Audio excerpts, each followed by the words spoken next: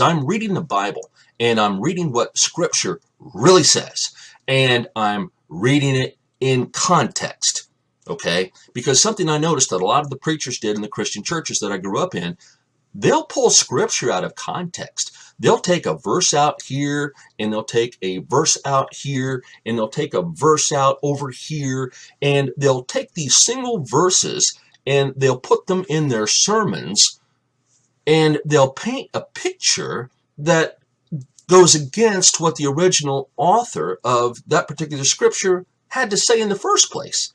They're creating their own theories by removing single verses, by removing single phrases out of the Bible and putting it into a sermon, fooling the listeners into thinking, well, this came from the Bible, it must be true. The preacher has a college education.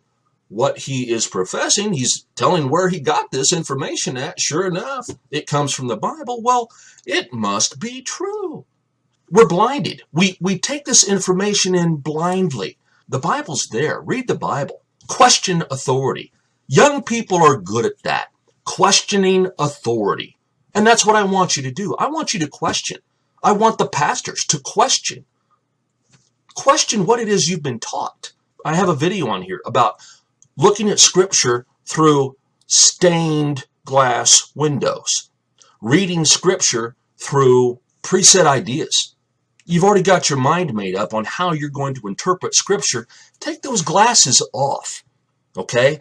Pray to God that He speaks to you from Scripture, that you remove the denominational viewpoints that have been set in your mind. Remove those, okay? And take the word at face value is what I'm asking you to do. Question authority. Yeah, question authority. And above all, question me.